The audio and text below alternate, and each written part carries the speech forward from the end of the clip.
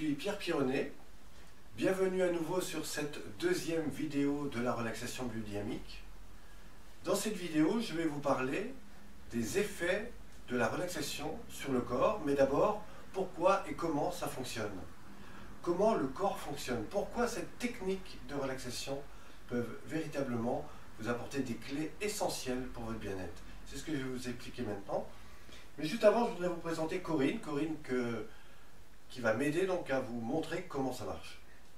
Alors Corinne, je vais te proposer de t'asseoir sur cette chaise, là si tu veux faire le tour, et vraiment te poser comme tu aurais très cool, quoi, vraiment voilà, très, très relaxé. Donc là, vous pouvez observer une posture qui est très souvent utilisée par les personnes qui s'assoient. On peut s'apercevoir que, on va dire que ça va bien. Au premier niveau, ça va bien.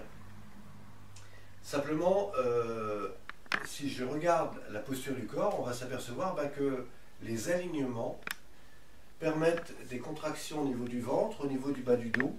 Je ne parlerai pas des genoux, mais que ces positions à long terme peuvent avoir des effets néfastes sur la santé. Alors si je propose maintenant à Corinne de se mettre droite, simplement voilà, dans une posture qui serait normale, à contrario, pour ceux qui n'ont pas l'habitude de cette posture, ils vont s'apercevoir d'une certaine raideur dans le dos. Alors d'abord, comment ça marche? Comment le corps fonctionne? Vous avez le cerveau et la colonne vertébrale qui fonctionnent comme une même unité.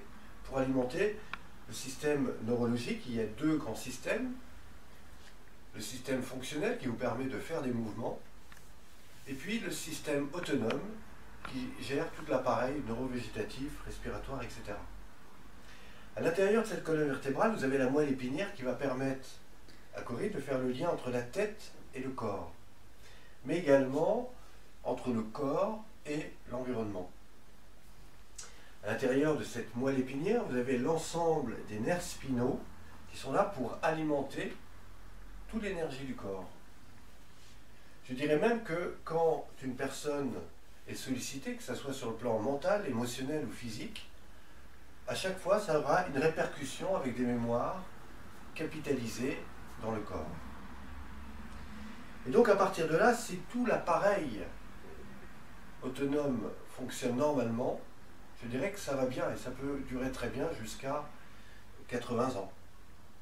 Simplement, il arrive parfois que dans la vie, nous avons des séparations, des chutes, des traumatismes, que ce soit sur le plan mental, physique, émotionnel, sur le plan chimique, alimentaire, respiratoire. Eh bien, toutes ces choses vont se collectionner dans le corps. Alors, pourquoi la relaxation dynamique? Eh bien, justement parce qu'elle va permettre de libérer ces mémoires émotionnelles aux différents étages du corps. C'est ce que je vais vous présenter maintenant. Entre la tête et le corps, vous avez la nuque, les cervicales. Eh bien, le premier exercice que nous allons faire dans l'étape 2, qui est la remise en mouvement du corps, c'est de commencer par libérer, c'est-à-dire de fluidifier, relâcher, détendre cette partie de la nuque. C'est ce que je vais vous présenter dans la prochaine vidéo. Et puis, ensuite, on viendra sur les épaules, qui sont toute la zone de raideur. Alors, comment ça se passe en général? Vous recevez des informations, ça se capitale ici, ça se répercute ici. Si ces informations sont des choses que vous récupérez, que vous absorbez à longueur de temps, il est possible que vous mettez en auto-réaction par rapport à ça. Et ce qui est sûr, c'est que toutes ces tensions vont se répercuter dans la colonne vertébrale, dans les lombaires. L1, L2, qui vont directement se répercuter au niveau D4, D5, qui vont être en lien avec foie, estomac, intestin. Vous avez tous eu un moment dans votre vie, une difficulté, on vous a dit quelque chose qui ne vous a pas plu, que vous n'avez pas très bien aimé, eh bien, vous avez mal au ventre, vous le gardez pour vous. Enfin, ces tensions vont remonter, ce qui va générer une tension au niveau de la cage thoracique. Ensuite, cette tension va monter au niveau des cervicales, C1, C7, donc ici. Et ce qui peut, dans l'avenir, amener les gens dans de l'activité cérébrale. Prenons le cas, par exemple, de la quarantaine. C'est le moment où on se pose des questions. Est-ce que j'ai fait le bon choix dans ma vie? Est-ce que j'ai fait le bon métier? Est-ce que je suis heureux, etc., etc. Eh bien, c'est souvent ce moment d'interrogation qui se traduit en fait aussi par cette activité importante mentale, qu'on n'a pas forcément à 25 ans. Eh bien, si la personne va dans de l'activité mentale, ou elle va se mettre à réagir, exploser, faire des choses importantes, ou au contraire, elle va se renfermer sur elle-même. Eh bien, si c'est le cas, comme des fois beaucoup, eh bien, ça va générer ce qu'on a ici une certaine fermeture des épaules. Et là, vous avez quoi? Vous avez une pression au niveau cage thoracique poumon, diaphragme, qui se répercute dans le dos, la colonne vertébrale, et qui vient se loger dans l'ensemble du bassin viscéral. Très souvent, ça coupe l'énergie au niveau du bas du dos, ça coupe la relation à la terre, donc tout se garde ici, ce qui est complètement en lien avec des personnes qui ont tendance à tout garder à l'intérieur, et je ne sais comment, à un moment, ça va déborder. Et là, vous avez tout d'un coup des situations curieuses qui arrivent de la vie, des chutes, des séparations, des blocages, des choses inattendues. Et si ça ne se produit pas, eh bien au bout d'un moment, vous aurez un décalage du bassin, ce qui va engendrer une torsion dans la colonne vertébrale, et donc du coup un déséquilibre sur l'ensemble de l'organisme. Donc la relaxation biodynamique, comme l'ont fait les arts martiaux et beaucoup d'autres pratiques, permettent de se retrouver à l'intérieur de soi. Et comme je vous disais tout à l'heure, la première partie, c'est la nuque.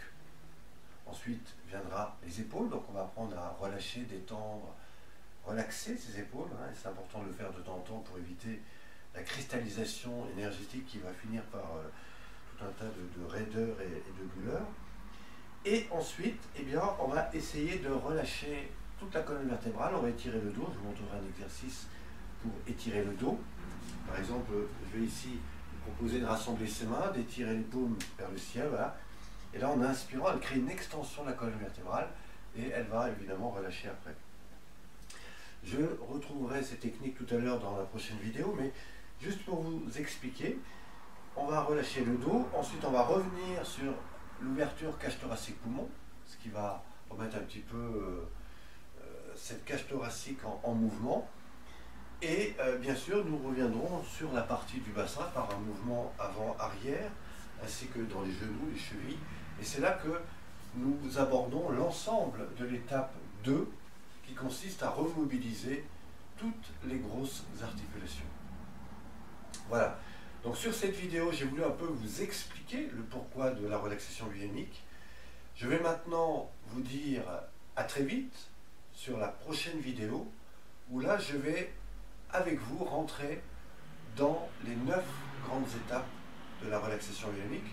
On verra une première vidéo qui nous présentera la partie 1 et 2, une deuxième vidéo qui vous présentera la partie 3, une troisième vidéo qui vous présentera la partie 4, 5 et 6, et puis une autre vidéo qui vous présentera la partie 7 et 8, et on finira avec la partie 9.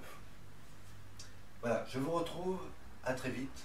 Merci. N'hésitez pas à me faire un commentaire, n'hésitez pas à nous envoyer vos questions, et n'hésitez pas aussi à reprendre cet ouvrage, l'ouvrage de la relaxation biodynamique, pour bien lire les informations qui vont nous servir dans la prochaine étape. Je vous retrouve très vite et je vous dis à bientôt. Merci.